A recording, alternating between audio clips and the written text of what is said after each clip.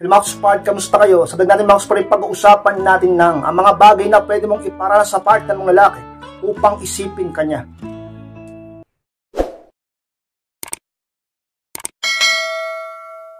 At kung handa na kayong lahat ay mag-start po tayo at muli, be inspired!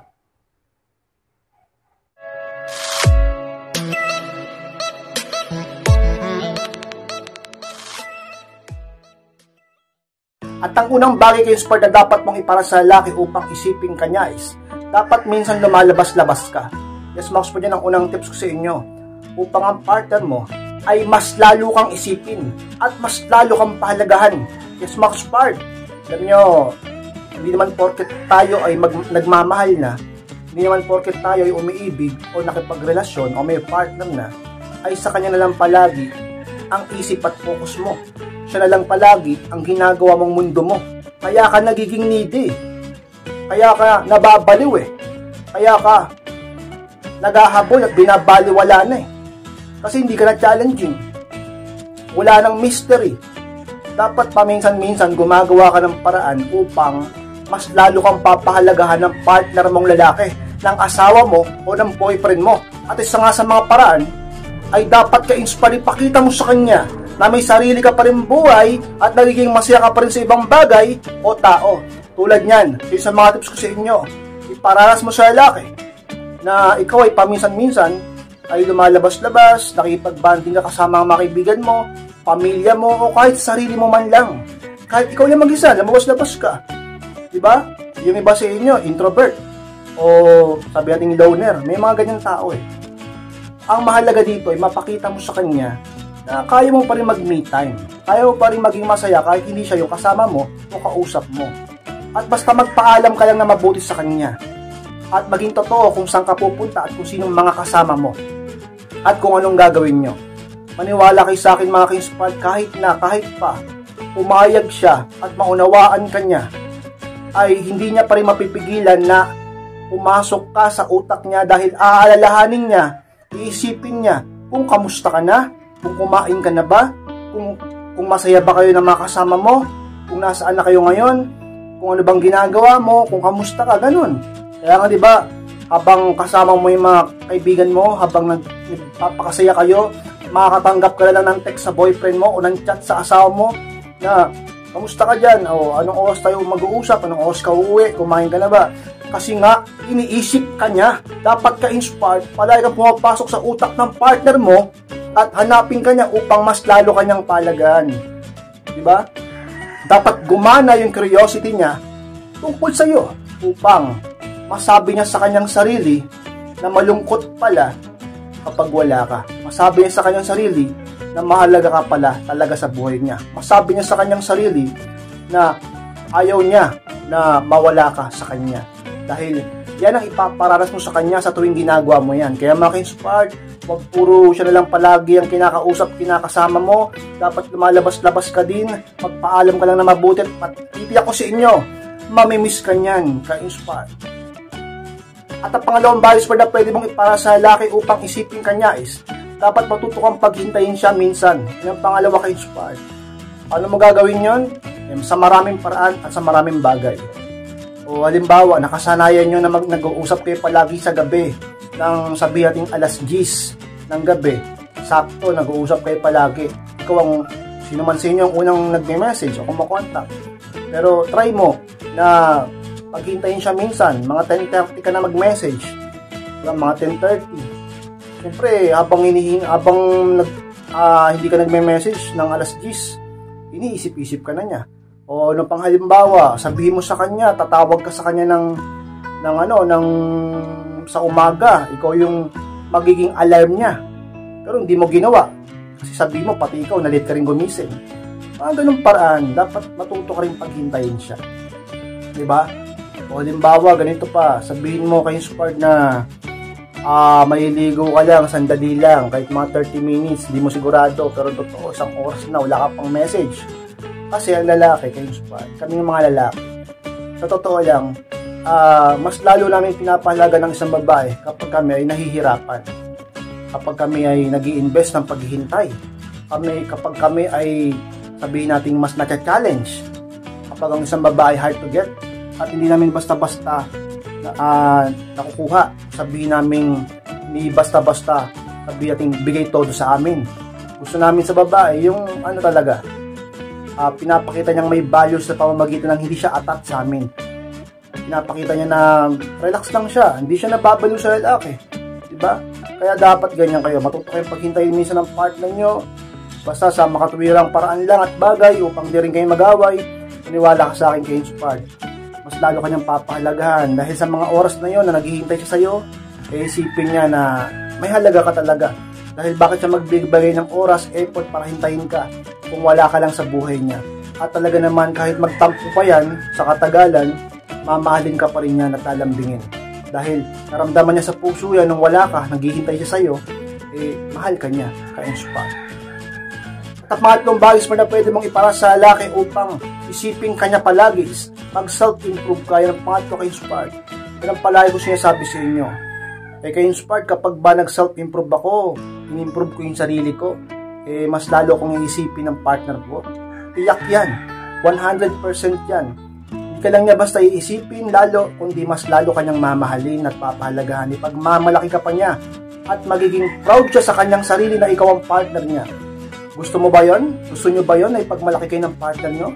Yung pagyayabang ka pa niya, mas lalo siya magiging malambing sa'yo, mas lalo siya magiging needy, hindi ka niya matitiis, mas lalo kanyang papahalagahan, isusurpresa ka pa niya sa pagmamahal niya sa'yo. Lahat magbabago kung babaguhin mong mabuti ang sarili mo. Ka-Inspired, kahit nakipagrelasyon ka, kahit nagmamahal ka, lagi mo pa rin isipin ang sarili mo. Dapat palagi ka pa rin nagpapaganda, nag-aayos, nagdadagdag ng values sa sarili mo, araw-araw nag-self-improve ka. Huwag na huwag mong papabayaan ang looks mo, ang sarili mo.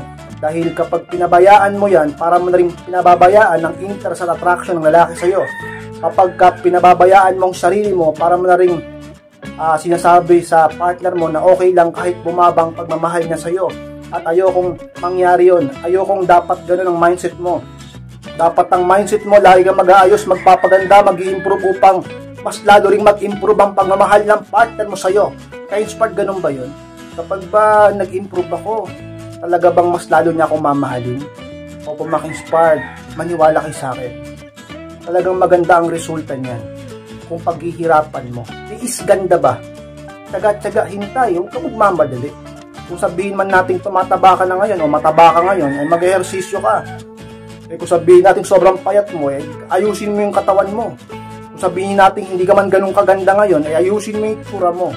Ayusin mo yung forma mo. Ayusin mo yung amoy mo. Ayusin mo ang lahat sa'yo. Pati yung ugali mo lalo na. Dahil, maniwala kayo sa akin, ka-Inspired, napakalakas ng kompetisyon ngayon. Napakadami mong kalaban.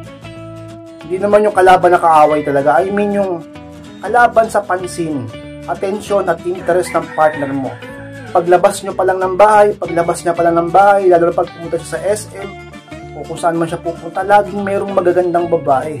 Laging merong magagandang o mga sexing babae na nakikita niya. Kaya dapat hindi kayo nagpapatalo.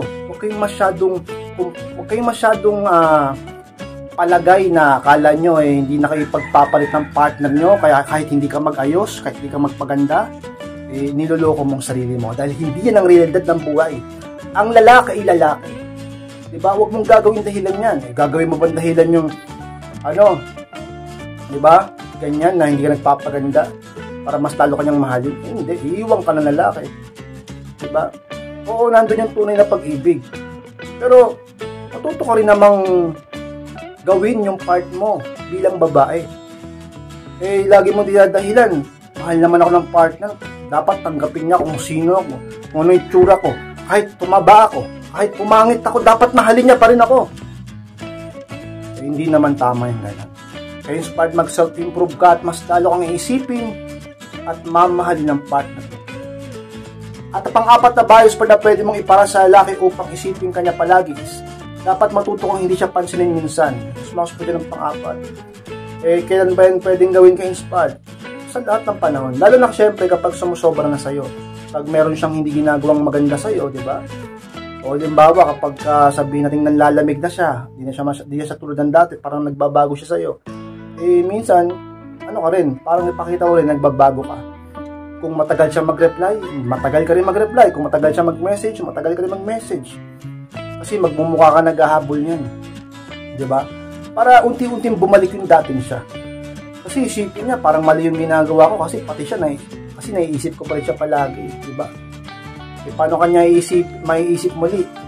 Kung kapag nanlalamig na siya, para ka nang nababaliw. Diba? Halimbawa, hindi na siya masyado nagte-text, hindi siya masyado nagte-chat. Ang gawin mo, huwag ka rin masyadong mag-text or mag-chat. Kasi magtataka yun eh. Isipin na, no? Ba't kaya ganun? Di na nga ako nagte-text, di na ako nagchat. Ganun din siya, di rin siya nagte-text, di rin siya nagchat. Bumabalik yung dati. Bakit? Iniisip ka niya eh. Nagka-curious yan sa'yo. Paano pag yung nanlalamig na siya? Text ka ng text, chat ka ng chat, iyak ka ng iyak. Tapos naghahabol ka na. Imbis na maisip ka niya, isipin niya, tama lang tumakbo ko dito, makulit pala to. Kaya ganun, paminsan-minsan ganyan. Kahit pa sabi natin okay kayo, diba? Hindi ka dapat laging available, hindi ka dapat laging nag-text, nag-chat. Kasi isipin niya, wala kang masyadong buhay, wala kang masyadong sigla sa buhay mo, wala kang pinagkakabalahan, puro ka na lang lalaki, puro ka na love life. Pakita mo na may value ka, na mayroon kang karir at naaambag sa mundo. Pakita mo na hindi ka baliw sa pag-ibig, para siyang mabaliw sa'yo. Nakaisip niya sa'yo, sa isang mga sikreto, bagay na pwede mong para sa lalaki upang mas lalo kanyang mahalin at isipin ka-inspired. At malamang bias pa na pwede mong ipara sa lalaki upang mas lalo kanyang isipin is, huwag ka agad mag-reply kapag may message siya ng pandema ka-inspired. Totoo yan, ka-inspired. Yung iba, talagang di makapagpigil. Yung iba nga, nag-no contact nga. Pero nag-message ng lalaki, di nakapagpigil, nag-reply agad. Dapat minsan, kayo agad magre-reply. Subok na yan eh. Kasi isipin nyo, kahit kayo naman eh.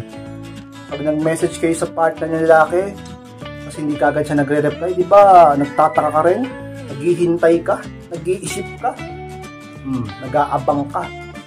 Mas lalo siya nagiging mahalaga. Ganon din kabaliktaran sa lalaki.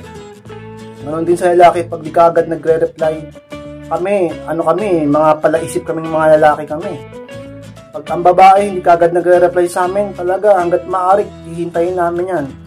Isipin namin kung ba't ang tagal mo mag-reply, lalo kapag online ka naman, lalo kapag may load ka naman, lalo kapag alam namin mahal mo kami, pag alam namin nagre-reply ka naman agad, tapos biglang hindi ka na lang nagre-reply agad, magtataka yan sa'yo. Mamahalin ka niya lalo. Kasi makakaramdam siya ng takot na para bang nagbabago ka. Kaya dapat ganyang ka-inspired, huwag talaga ipapakita sa lalaki na sobrang mahal na mahal niyo siya. Para hindi siya magbabago sa'yo. Kasi pag pinakita niyong mahal na mahal niyo siya, mababawasan yung effort niya sa'yo. Mababawasan yung sabihin nating pag-aalala niya na baka mawala ka. Kasi sobrang mahal mo siya, yun ang pinapakita mo. Magiging siya ngayon. Kumpiyansa sa sarili niya at baka makagawa pa siya ng pagkakamali dahil kumpiyansa siya na hindi mo siya iiwan dahil mahal na mahal mo siya. Yung iba nang bababae kasi alam nila kaya silang patawarin ng girlfriend nila o asawa nila. Yung iba gumagawa ng kababalagan talaga sa buhay kasi alam nila kaya silang tanggapin mo rin ng partner nila dahil yung babae kasi pinapakitang baliw siya dun sa lalaki. Pero pag di mo pinakita na baliw ka sa lalaki, ka-inspired, pag di mo pinakita na baliw ka sa lalaki, mahaliwala ka sa akin. So, mga effort, mararanasan mo yan. Yung pagiging sweet niya, mararanasan mo yan. Kasi maghahabol yan ng validation sa'yo. Ibig sabihin ng validation, yung gusto niya na ikaw ay magpakita na siya ay minamahal mo talaga ng sobra. Gusto niya na maramdaman sa'yo na ikaw ay ipaparamdam mo sa kanya na sobrang halaga niya. Tama naman yun na iparamdam mo na mahal mo siya at mahalaga siya. Pero hindi sa lahat ng panahon at hindi naman sobra.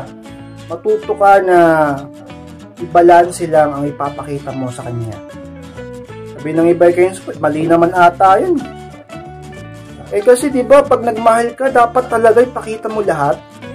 Dapat talaga ka-inspired. Dapat na isorpresa mo siya. Ganun. Lahat. Tama naman talaga na ipakita mong mahal mo yung tao. Yun talaga ang tama. Alam mo kung anong mali? Yung sobra-sobra na. Aminin nyo, yung iba sa inyo, sobra-sobra kung magmahal. Yung iba nga, nagbibigay pa ng kotse. Yung iba nagbibigay pa ng bahay, pinapautang pa ng pera yung partner nila na sobrang laki. Tama lang kayo spark. Hindi kayo mabibigo talaga kapag sapat ka lang magmahal. Sana magawa nyo yan kasi hanggat hindi nyo yung nagagawa, sobra-sobra ka magmahal, mahihirapan ka talaga na magkaroon ng maayos ng relasyon. Ang lalaki. Gusto namin ang challenge. Ayaw namin yung naghahabol lagi sa amin. Gusto namin kami yung naghahabol. Akala nyo lang ayaw namin yun. Pero totoo, mas gusto namin yun. Mas gustuhin na namin yun kaysa yung babae naghahabol sa amin. Diba? Ayaw namin nung parang baliw yung babae sa amin. Akala nyo lang gusto namin yun. Pero nararamdaman namin sa huli na ang boring pala ng ganito. Maghahanap nga ako ng challenge. Maghahanap nga ako ng iba. Maghahanap nga ako ng ibang babae. Yung hard to get ha. Eh, ito kasing girlfriend ko, itong asawa ko, wala na. Easy to get na. Di lang ako mag-reply agad, babaliw na. Di lang ako mag-message, tataranta na. Diba? Eh, okay ganyan, ka-inspired. Upang ang partner mo ay hindi mawala ang pagmamahal sa'yo at yung pagpapahalaga niya sa'yo ay tama pa rin. Hindi babagsak kasi papakita mo sa kanya na pwede ka pa rin mawala, sapat lang yung pagmamahal mo sa kanya, hindi ka baliw. Ganun dapat ka-inspired. Kaya isa yun sa mga tips ko nyo upang isipin ka palagi ng lalaki, isa yun sa pwede mong gawin. Pag may message siya, huwag ka agad magre-reply upang isipin ka niya palagi at upang hindi niya makitang baliw ka sa kanya. Hindi niya isipin naghahabol ka. Hindi niya isipin hintay ka ng hintay sa kanya. At maisip niya na may sarili kang kasiyahan sa buhay, focus sa buhay, hindi lang siya. O kung maki-inspired, mamahalin ka ng partner mo. Kung uunahin mo din ang ibang bagay sa buhay mo at hindi puro siya ka-inspired. So Max lang po na maraming salamat Makit-Sports sa pagtapos po ng vlog na ito. Hindi po kalimutan na mag-like, comment, share na rin po upang makatulong din tayo sa iba. So mga hindi pa po nakasubscribe, ay pa-subscribe na po Makit-Sports at click ko na rin po notification bell upang maging updated kayo pag may bago kong i-upload na video sa mga gustong magpa-coaching o magpa-advise. Paki-message lang po sa akin Facebook, ayun po yung FB code profile picture, paki-chat lang po ako, ako mismo ang magre-reply at kakausap sa inyo. Maraming salamat Makit-Sports, mag-ingat kayong lahat. Mahal ko po kayo at muli, be inspired!